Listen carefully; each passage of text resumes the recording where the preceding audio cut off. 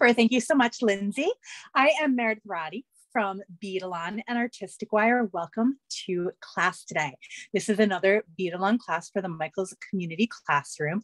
And you can see I'm actually modeling the project that we are going to be making today. It's funny, but as we were getting back, ready for class today, I had never put this on, or at least hadn't put it on since I made it.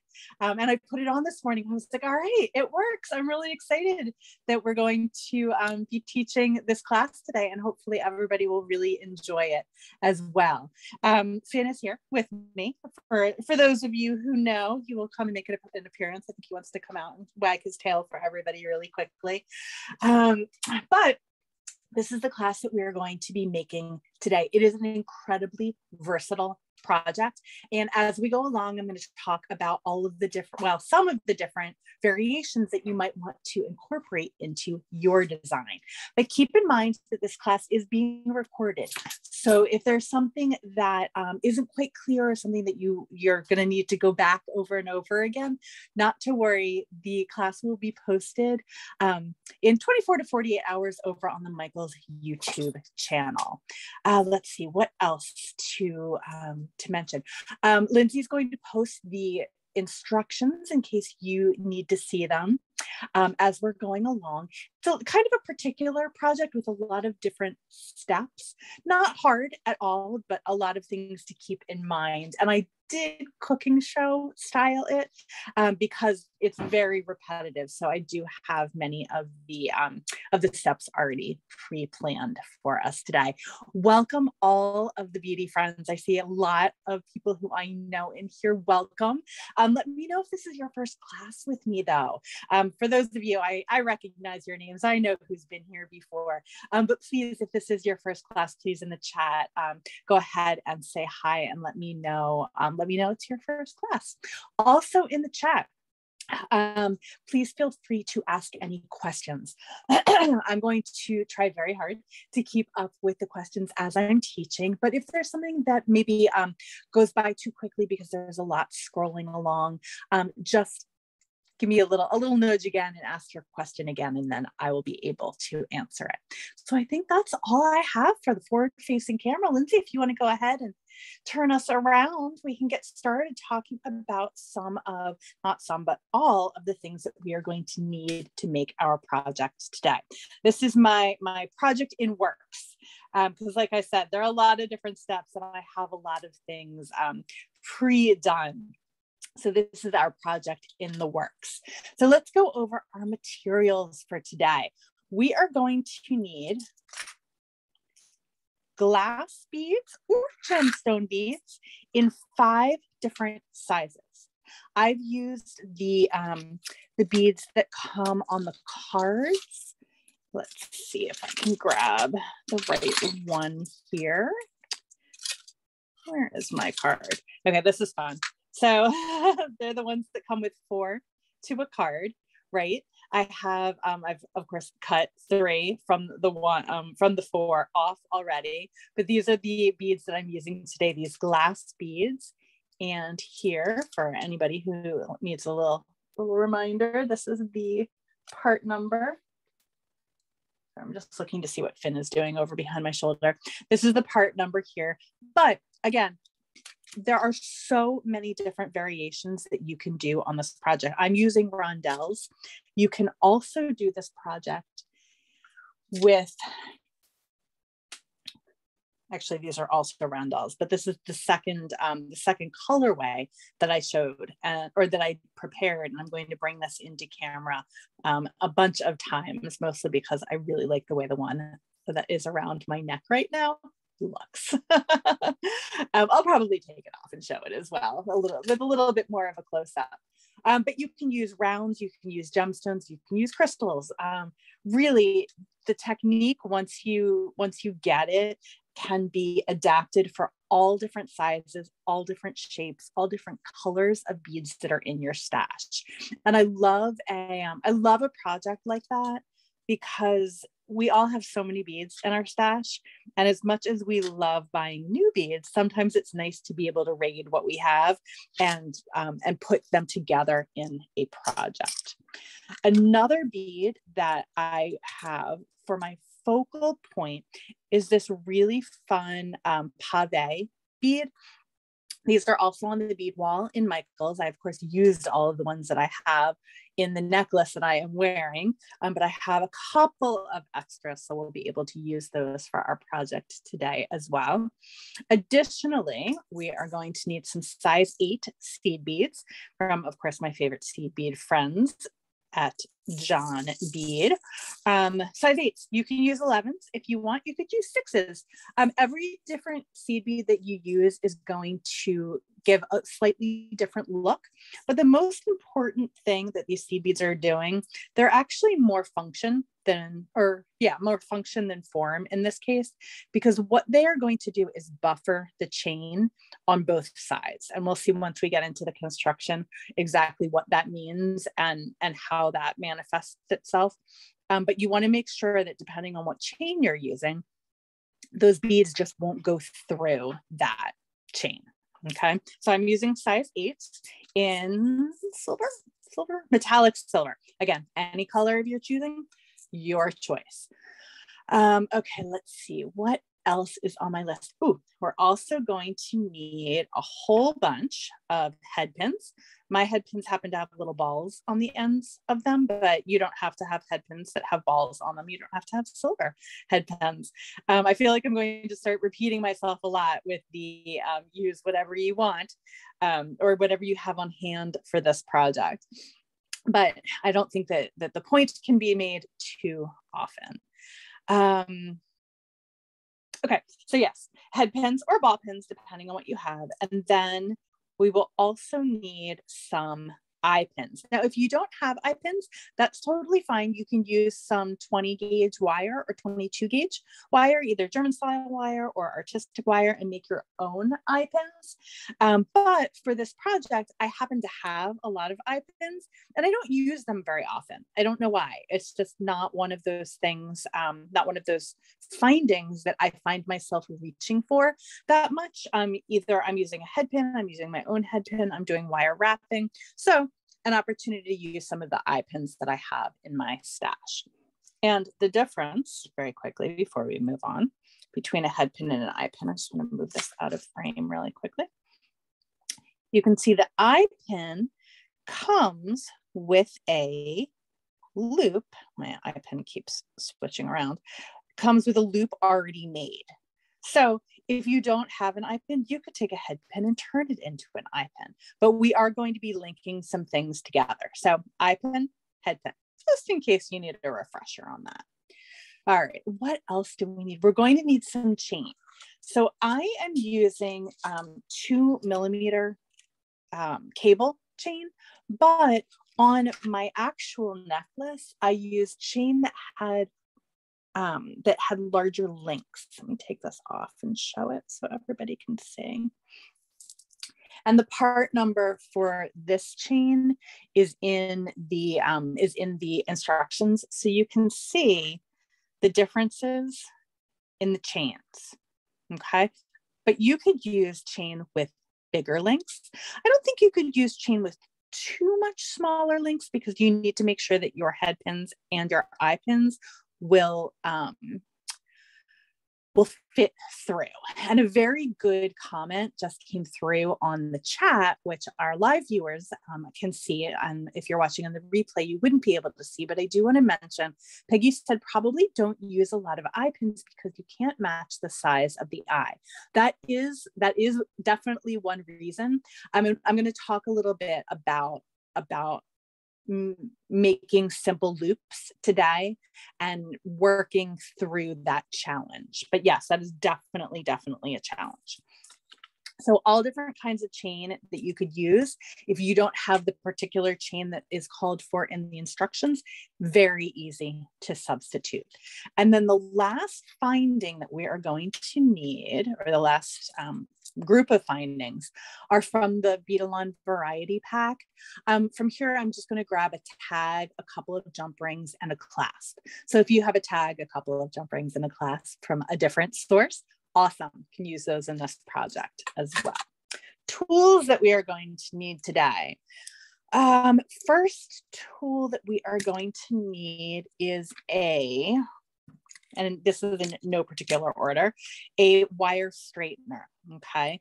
Whenever I am working with wire, I always have my wire straightener at the ready. Sometimes your head pins and your eye pins can come out of the packaging a little kinked, a little bent, just from the way that they arrive at the store or at your house. These are a perfect way of straightening them out. Next, we're going to need round nose pliers, and we're going to talk about ways of making our loops even and matching. And you can see that I have two marks on these pliers. One is a smaller mark and one is a larger mark. And I made those marks with a permanent marker so that I can make sure that I have consistent sized loops every time. Of course, I'm also going to need either a bent chain nose or a traditional chain nose pliers. Just happen to have a regular chain nose pliers here. And then another tool that I find invaluable for making my for making loops the same size is a flat nose plier. And all of these tools, of course, are available at Michaels and at michaels.com. The flat nose pliers, it's one of those tools that doesn't get called for in instructions as often as a traditional chain nose plier. I use this guy a lot, and we're going to use that today. And then last but not least, of course, you're going to need some good flush cutters. These are available at michaels.com. They're the Beadalon Italian blue Italian handled blue handled Italian cutters. These are my absolute favorite cutters. And for one of the techniques that I'm going to be showing today for making our loops, this is going to be a really, really good tool to use. And I reserve the right, of course, to bring in any other tools that might be helpful, but those are the ones for right now for what we need. All right, those are our materials. And let me just show you before we go any further, just a quick close-up of where we're going today. This is the necklace that I had on. I'll put it back on at the end as well. And what we're doing is we're taking two chains, and those two chains are going to be about 15 inches long. Depending on your neck, you might have to go a little bit longer. You might have to go a little bit shorter. But the cool thing about this particular chain is, well, actually, probably not. I retract that statement. But you can always cut off chain or turn your chain into an extension chain to either shorten it or elongate it if you need to. That's why I suggest starting with 15 inches and adjusting it from there. The thing about this design is you really do want it to be more of a choker style. What ends up happening, the longer this chain is, the droopier it is, and the less it kind of, I don't know, the less it lays on your breastbone the way that I think looks most pleasing. But again, you do you. If you like how it looks a different way, awesome. We're going to learn the technique today, and then I'm going to ask everybody to show me how they have made it themselves when they post it on their socials and tag Make It With Michaels, tag Beadalon, and then of course tag me, Meredith Joy Designs, so we can all see what you have made. All right, so I think that is all of my ado. Let's move this up here so we can kind of see where we're going, and let's get started. First things first, I'm going to cut two pieces of chain about 15 inches long, okay?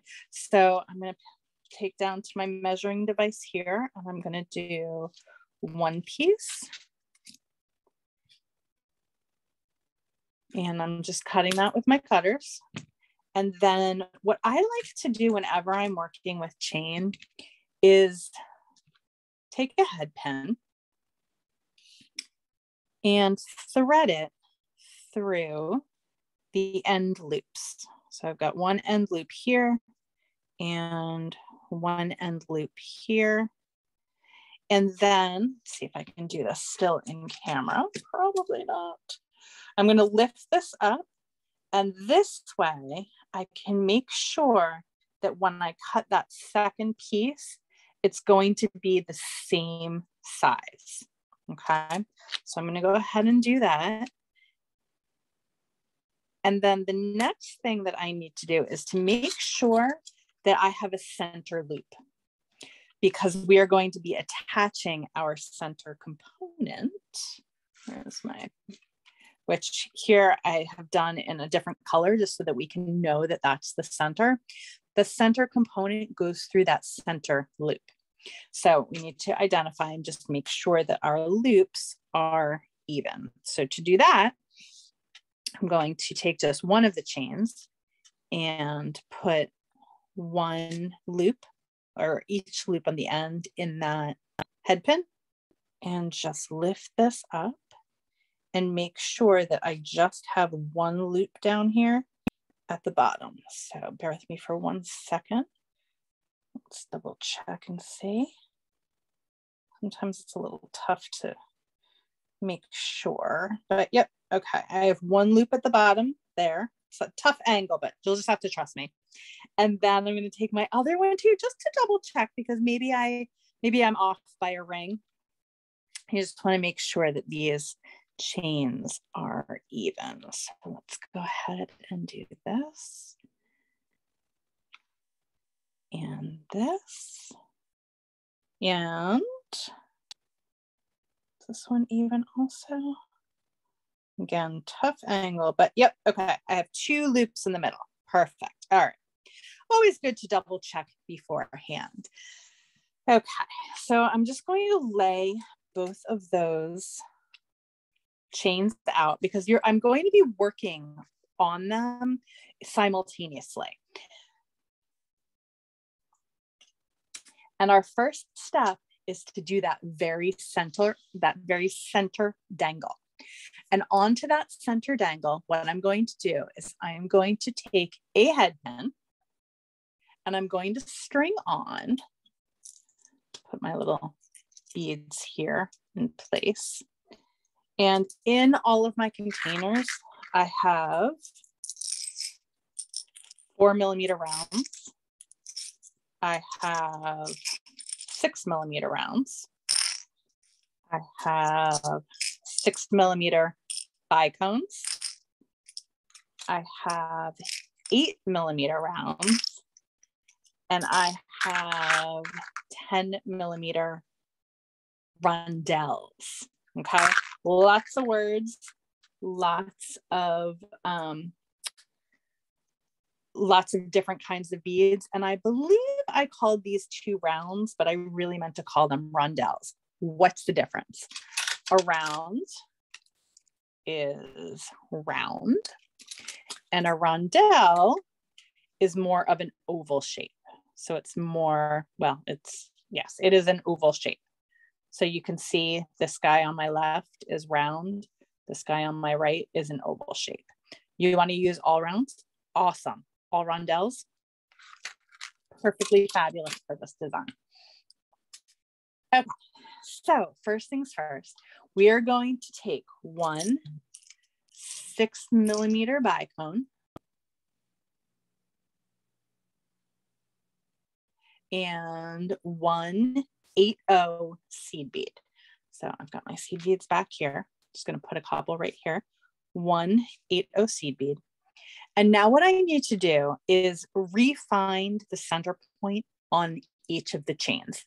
Could I have held the center point from the first time? Sure, but I didn't. So we're just going to re-find that center point really quickly by pulling that chain into both of those ends. And I'm going to lift this up, and I'm going to poke that head pin through that center point. It is a lot less fiddly to do this project when you are not trying to show it under the camera, I promise. But just finding all of these center points and working through with both of the chains, it can be a little fiddly. It's not super hard. It's just something to be aware of as you are making this project. And my comments are being covered up by my instructions. Okay, so now I have here, let's just bump that down a little bit. I have one bicone, one 11-0 seed bead. I've gone through the chain. Now what I'm going to do is I'm going to put on another, I did say 11-0, I meant 8-0 seed bead. I'm going to put on another 8-0 seed bead. And when I mentioned the seed beads in the beginning, I mentioned how printing device is my all not where it should be. No, I'll use this. So you can see how the seed bead is on either side of that chain. You could do the bead right there too. I just think that it looks a little bit nicer having it offset like this. And as you are making your choice for your seed bead, you just need to double check and make sure that that seed bead isn't going to go through the chain. Okay, so now I have my 111 or my 180. I'm going to keep doing that, so I apologize. And then, so in the instructions, I mentioned using all rhinestone beads, and that is what I did. Oops, sorry, guys. That's what I did here. But for the sake of demonstration today, I'm going to substitute, both because I have run out of those rhinestone beads, but also to show a slightly different variation, those 10mm rondelles in the middle. So I'm going to put on a 10mm rondelle. I'm going to put on another 8-0 seed bead. And then I'm going to come here on the top and find my center point on the top. And I need to bump this up just a little bit because I keep hitting it with my hands, and that is not good for either you or me. All right, so I'm picking up each of those end loops again. And this is also a great technique if you're doing tassels or any kind of dangles that you need to be even. You want to make sure that when you want to make sure that you have a center point that you're finding, it is always good to use this technique. Okay, so I'm going to come through the center point here again. Yep, we're still centered. Speaking of centered, we are still centered in the camera, which is great. I'm going to lay these back down. And now what I'm going to do is put on one more 8-0 seed bead and one bicone. And it's always a challenge for me when I can't use the poke and pick up technique for my seed beads. But we make it work. All right, and so one bicone. So this is the pattern for all of our center points, okay? Each one will be the same.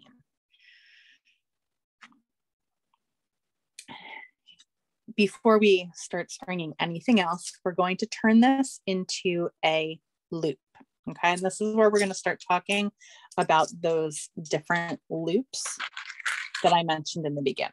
So we're going to come up nice and tight. And see that little bend there? It's not the end of the world for what I'm doing, but if you want it to be nice and straight, you can come in with your nylon jaw pliers and just straighten that out. Okay, it takes that bend right out of there. That's why I always have these at the ready whenever I'm working with wire. And this is also where my flat nose pliers come in really, really well. Because I need to make all of my loops the same size, and because I'm making simple loops, what I'm going to do with my flat nose pliers is come in here and hold the end of the wire hold the head pin in the end of the pliers. And I'm going to bend that over at a 45-degree angle. Okay. But what I'm also going to do is I am going to eyeball about 1 millimeter, 2 millimeters. Let's see how close we can get this. And I'm going to snip that with my snippers. So this way, if I measure that same way on every single one of my head pins, I have a fighting chance of having my loops be roughly the same size.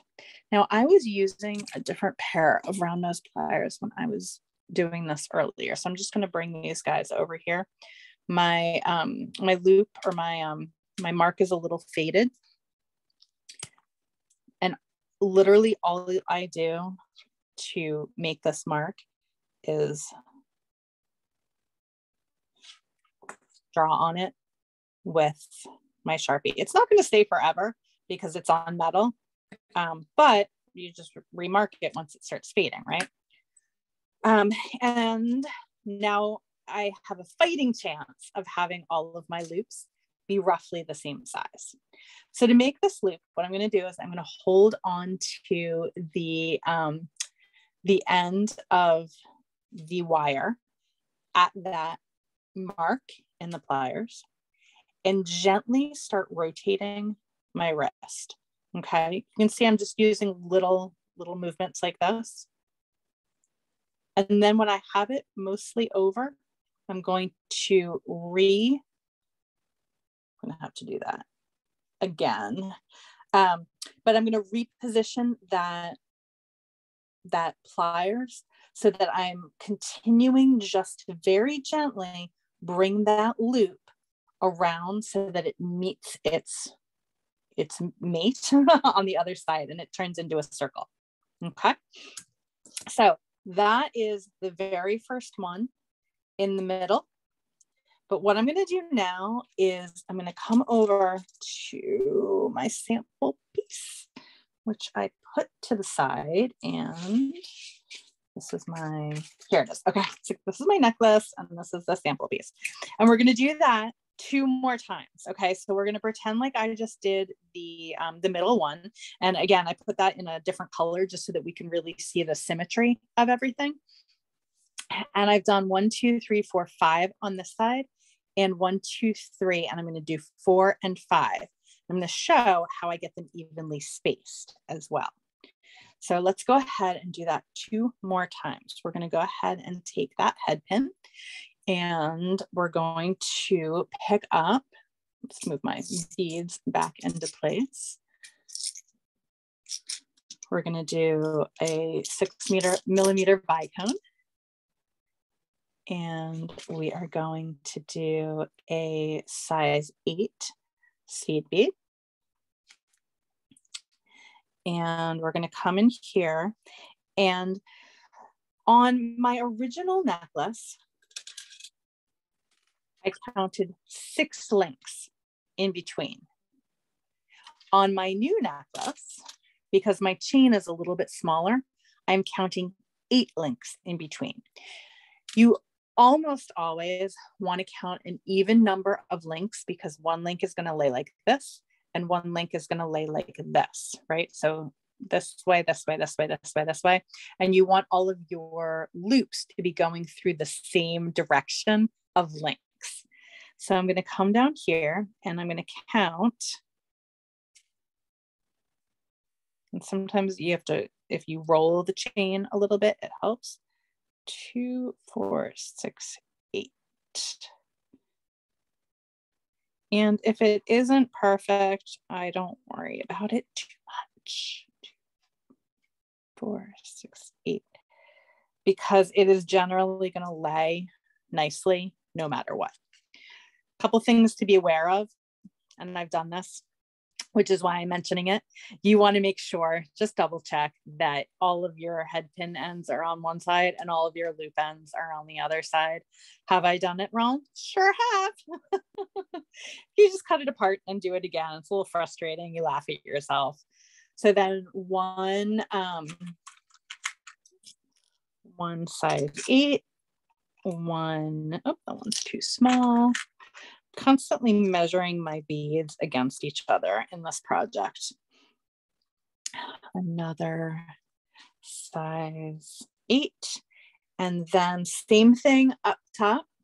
We're going to count and see how I'm just kind of holding everything. If you have a necklace form, like a bust, that is a great form to use for making this project. It becomes a little bit less fiddly that way. 2, 4, 2, 4, 6, 8. You can also use their different holding devices, like a third hand or a husband or a kid, to hold your chain for you. I do not recommend the dog or the cat. Or you can, you know, just kind of take your time and work fiddly like me. So once again, I'm going to come in with my flat nose pliers. I'm going to hold it roughly at the top of that bead. I'm going to bend it at a 45-degree angle. I'm going to hold it in my left hand. I find it easier to eyeball just a couple of millimeters rather than eyeballing the whole thing. You can lay it down on a measuring device also. I'm going to show one more hack. It's not my favorite, but it might work for you. I'm going to do that one on the next one. So again, just really small movements, getting that ring over. And if I need to grab it from the underside, grab it from the other side and onto my next one. So I have one more to do. And where did I end up using all of my head pins? I find that very hard to believe. Oh, here we go. All right, here's another one. Head pins everywhere. All right, so again, we're going to pick up a Bicone,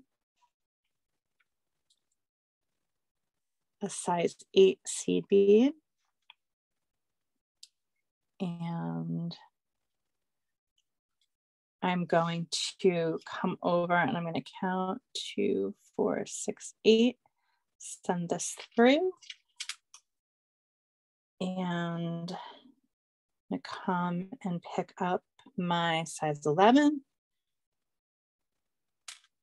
my 10 millimeter, my size 11, and count on the top. This is always the fiddliest part. Having bigger loops really makes a difference. It makes it a lot easier to count. Yeah, having bigger loops definitely makes it easier to count. All right, 1 6 millimeter Bicone. All right, so now I'm going to show a slightly different way of making that loop. Maybe you don't have flat nose pliers, okay? So let's go ahead. We're going to start the same way with our chain nose pliers, and we're going to bend at a 45-degree angle. Again, this is not my favorite way of doing this. I'm still kind of playing around with making this work the way that I want it to, but I like showing different ways of doing things. So now I'm going to hold this in my in my round nose pliers. Let's make sure I'm going to bob that up just a little bit. It's one of the hardest things to show is this angle. And now what I'm going to do is I'm going to start this process as if I'm starting a wrapped loop. Okay. So I'm holding it right at the top here and I'm pulling it over. And some people make their simple loops like this. I tend not to, but some people do. So this is another way of doing this. Okay. So I have started this process and you saw I just bent it around with my fingers as if I were going to do a wrapped loop. And I'm still using that same mark that I had used before. So you can see here that the loop is as if I'm starting a wrapped loop. And that's where these really sharp, really tight pliers come in really handy. And you can see I want the flat side to be where the loop is staying on. And I'm just going to give a little snip there. And now what I can do is I can come in here and finish up that loop. So just another way of trying to make sure that our loops are all going to be the same size. It's a challenge. It's a challenge for me as well, but those are a couple of different ways that we can work on practicing to make our loops. Okay, so now I have all of my head pins here at the bottom and all of my loops here at the top, and I kept my head pins at the bottom to make sure that I didn't do any opposite. And thankfully for this project and for our demonstration, I did not. But now what I want to do, I'm going to flip this over, because now what I'm going to do is start adding things here on the bottom. This is where all of our dangles start coming in. And I have a pattern that I came up with for my dangles that you can use as inspiration, or use as your guide, or change in any way, shape, or form that you want. But as it's written in the instructions, that is how we're going to add all of our dangles today. So I'm going to go ahead and bring some of the dangles that I have made into frame. Actually, first we're going to make a couple of them. So the first dangle, according to the instructions, is that true? No, we did the fancy one afterwards. We're going to make 5. Okay. So the 5 are going to be 1 6mm bicone. Hold on 1 second. Okay, I'm sorry. I'm back at step 3. Okay, that's right. I was like, wait a second, something doesn't look right. So what we're going to do is we're going to make 5. Like I said, we're going to string onto an eye pin 1 4mm rondelle. Okay, so that's these little guys here, 1 4mm rondelle, 1 6mm bicone, and 1 4mm rondelle.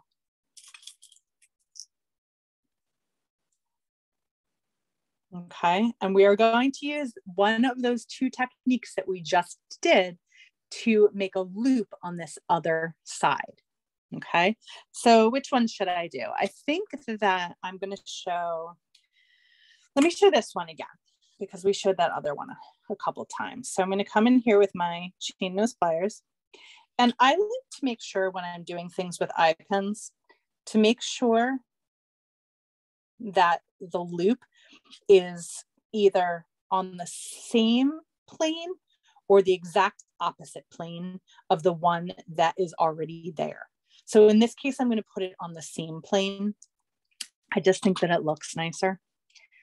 So again, come in here, hold it where my line is, use my fingers to bring this around. And if you know me, you know that I oftentimes will use my pliers to do this as well. But these head pins are nice enough that they work with my fingers. I'm gonna come in here and try to cut that as close as I can, and then close up that loop. Okay. And so now I already have a bunch of these guys made, so I'm going to bring them in and I'm going to lay them down where they need to go. So we are going to, I keep going back to step 2. I'm like, wait, that we've already done that part. Okay, so we're on step 4. We're making 5. And we're going to attach them 1, 2, 3, 4, and 5. Okay, so we're building a nice more and less. All right, okay, let's get my words. Where did my words go? We're building. Okay, so I'm going to attach each of these to each of these loops. And I'll go back after this project is over and change this, but I think it's helpful to be able to have an idea of where that center point is.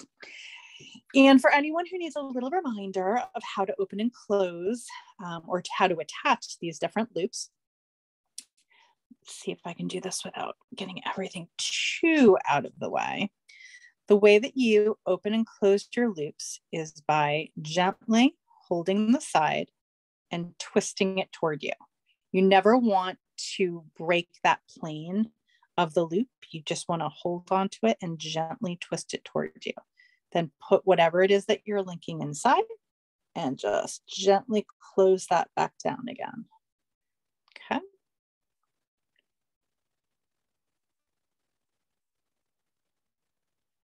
Now I'm going to do, so that was the center. I'm going to do one on either side of the center and then one on either side of that one too. So everything is odds here because we're working on a center point. So I'm going to open this. And so this time I opened the loop not on my necklace part, but on the dangle part. It does not really matter which one you do. You'll probably get into a rhythm or you'll find a preference, something that you prefer. I don't know if I've never really noticed if I do it one way or another. Let's find out as I'm going along. That time I did it on the necklace. Oops. And I don't know if one way is easier than the other way. I guess that's probably some personal preference. But again, I'm rotating my wrist a little to open and then rotating it back to close it. Rotating it to open, put that one in and rotate it to close. And one more, rotate it to open, slide that in and rotate it to close. Okay, I know the beads really do dance around. Okay, so now step 5. This is my favorite one because we get to use the fancy bead. We are going to on one head pin now. So last time we did eye pins. Now we're switching back to head pins. We're going to string on an 8mm seed bead, the super fancy sparkly rhinestone bead. Whatever this is your focal, because we're attaching it to the center down here. So whatever your biggest, fanciest part of this is, that goes here. Then one bicone and one 4mm rondelle. And again, we're going to go ahead and I'm going to go back to my original way of doing this with my flat nose pliers. Bend them over. Go look for just a couple of millimeters.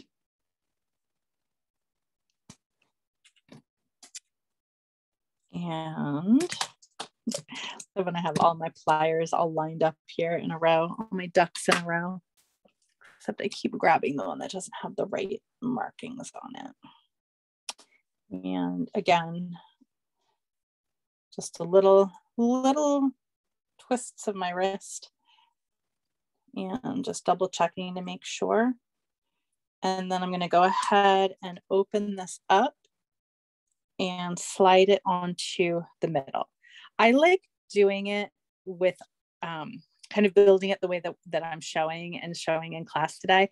If you want to do all of your components and lay them all out beforehand, that works too. I just like getting things attached.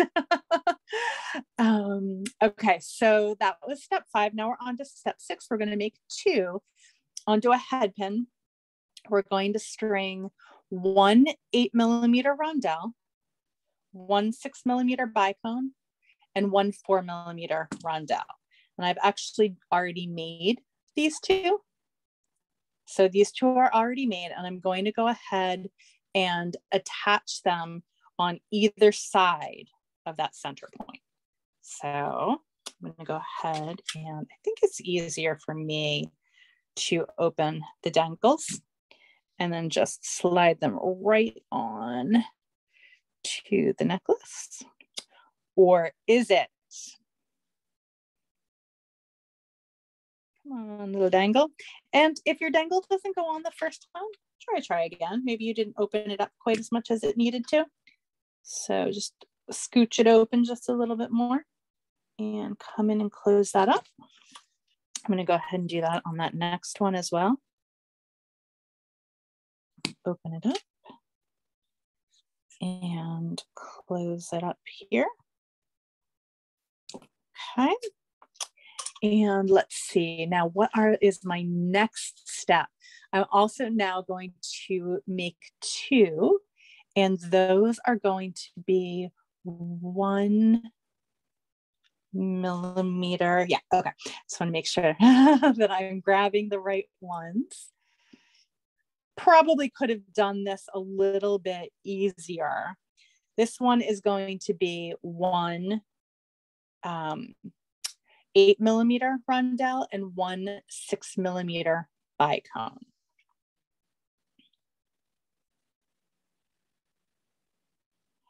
And I think this is the one that, yep, that I need to make another one. Okay, so I did a bunch of pre-making, but I did not make all of them. So grab a couple, another head pin here. You can hear my scrunching. I'm just getting them out of the package.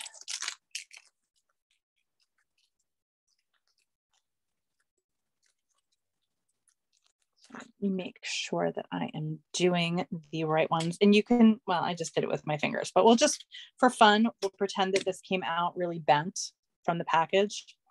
And I'm going to hold it with my pliers here. And I like to hold it on the end with my other pliers and straighten that out. So I have a nice straight head pin to work with. All right, so I need, somehow I managed to grab the completely wrong thing. Just looking at my little guys that I made earlier. So I need one of these. It's 1 8 millimeter Rondelle and 1 6 millimeter Bicone. I'm going to go ahead and bend that over, come in here, see my couple of millimeters, snip that off, and make my wrapped loop.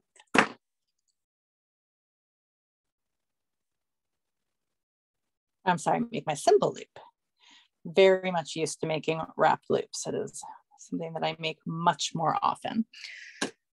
Okay, and now these guys are going to go on to, just open that side. These guys are going to go on to these loops right here. So one loop here. Again, for some reason, I have not been opening my loops quite enough, but that's okay. It's better to just open them a little bit and then a little bit more rather than over opening them. And I cannot for the life of me remember which one I attached this to. Okay, that's right. So we're going to go to this one right here. And come in here and just close that loop right up. This is a fabulous project for practicing your simple loops, because by the time you're done, you will be a pro at making these little loops. Or if you want to, if you're like, I just cannot get those loops the same size, do them wrapped. There's no reason not to. It'll be a little, there'll be a lot more wire showing, but you'll still have that same amount of dance and fun with your dangles. It will just be a little bit more bulky, which is totally fine. All right, so now the last components that we need to make, and lucky for you, I have made them already, are these guys. So we're going to make 6 with 1. Well, there's that other component that I was looking for.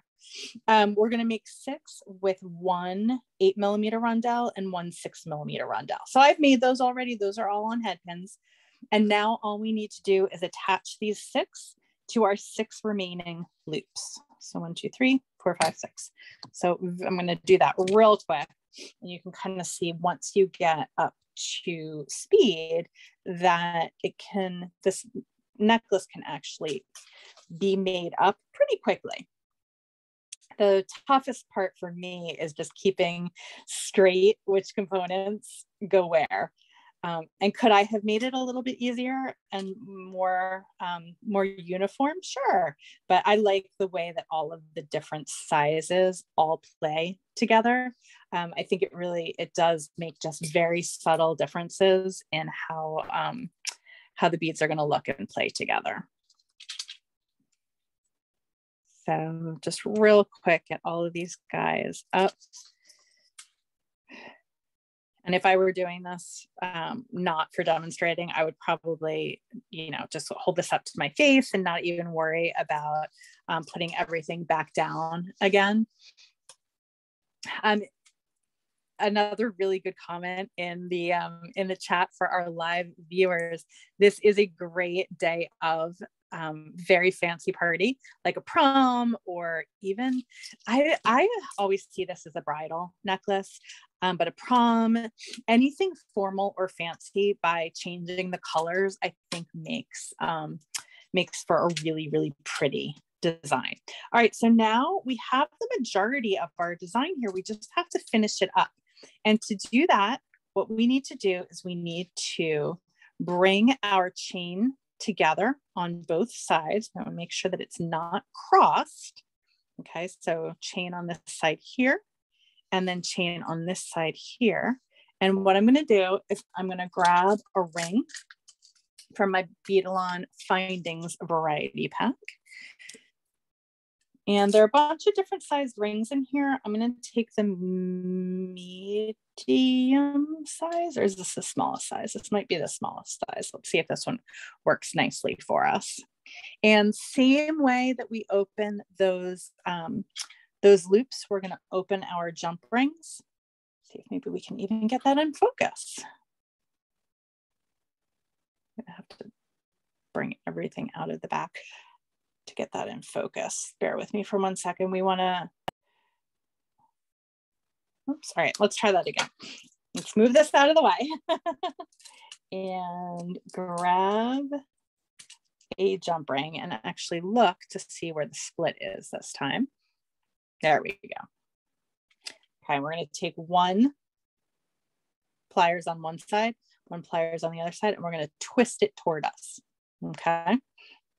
And while we're here, I'm going to do that with the second one as well. I'm going to hold it with one plier on one side, 1 plier on the other side, twist it toward me. And now I have to reset everything over here, but not the end of the world. I want to make sure that my chains are not twisted and that they are not twisted on each other either. And come in here with that ring, and I'm going to pick up one of the end rings here and the other end ring there with that same jump ring. And you might, depending on your jump rings in your chain, you might have to go to a thinner gauge jump ring. But if you are using chain that your head pins will go through, it is more than likely that your jump rings will work as well, except for this one is being fiddly. Come on, guy. Work with me, not against me. There we go. Okay, so sometimes it takes a moment. All right, let's see. Did I? Okay, easy enough. So I was just double checking to see how I attached that other end, and I decided to use the much ignored in my world spring ring clasp. I don't know why I never use these guys. I'm a lobster clasp kind of a gal, but for whatever reason, I chose when I did my original design to use the spring ring, and I really like it. So that's what we're going to do over here as well. I don't know. It's so funny. I always reach for lobster clasps. And all of a sudden, apparently, I'm going to change that and become a spring ring girl. That's okay. You can change your mind. And the great thing about the spring ring is I'm just putting those 2 chains into that other ring on the other side, just like that, and then closing it up again. And when I close my jump rings, I tend to give them a little wiggle and kind of listen for that click when the metal comes together against each other. And then you can actually either add a tag here, or what I did for this design is I added, what did I add? Oh, you know what? I didn't actually add anything extra. I just used this ring to tag it all together. So that's interesting. And I really like that, that way of doing it. I am oftentimes a lobster claw and a tag kind of a gal, but for whatever reason, I decided for this project, I really like the spring ring and jump ring. So, you know, don't be afraid to try something new. I think that's the takeaway message from our class today. So we made a lot of loops. We linked a lot of things together, and we played around with some chain. The last thing I want to mention is we did 15 inches on either side here. If you put this on and realize that it is too tight for you, you want to add a little bit of length, you can either link a bunch of jump rings together here to put that length in, or add another piece of chain. I like using chain that has bigger loops than this for my extension chains, but that's one of the things that sometimes I go with what I have. But let's go ahead and try this guy on. So now I have 3 of the same design. Can I get this on? Yep, I can. All right, perfect. So Lindsay, you can go ahead and take that overhead camera right now, and I can see it might need a little, oh, that, yeah. I was gonna say it probably needs a little zhuzhing since I put it on without even looking at all. And this one needs to come down from the center also. It's amazing how just in the taking it from the bead mat up to my neck, it got so ridiculously tangled up. But you know what? That's sometimes how jewelry is. But it's so fun, right? New Year's Eve, a holiday party, an office party, a Tuesday. Why not, right? Why not just have a super fun, fancy, fabulous necklace? And again, by playing around with different textures, different finishes, gemstones, crystals, glass beads, anything that has a design. I'm just kind of my mind's eye looking through the Michaels bead wall right now, which, by the way, if you haven't been to Michaels recently, my Michaels has a ton of new beads on their bead wall, which I'm really excited about. I like when they switch it up a little bit. If you're like me and you're at Michaels 2 or 3 times a week buying beads, it's nice when they bring in some new styles to be inspired by, and that's really what I hope I did today, is inspire you to try maybe this design, maybe a variation on this design. But whatever you do, if you make this or something inspired by it, please post it on your socials and tag Make It with Michaels. I've also been seeing a lot of Made It with Michaels, so do with that what you will. Also, please be sure to tag Beadalon and Meredith Joy Designs, because I love seeing what people make with the classes that I've taught.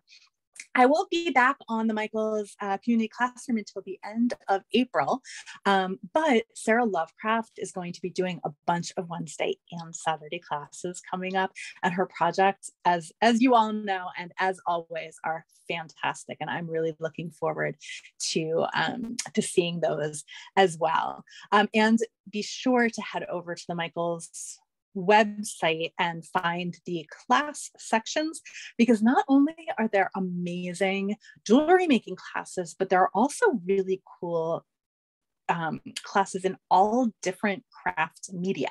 So definitely, I know I pop in to classes every once in a while, and there's always something great to learn from those. So that's it for me today. Thank you guys so much for hanging out with me. Really good class. I'm glad that I pre-made all of the components. I knew I would need to, but you can see how once you have the components made, everything comes together really easily. So go forth, practice your simple loops. Let me know which technique you like best, and I will see you at the end of the month. And until then, happy beading.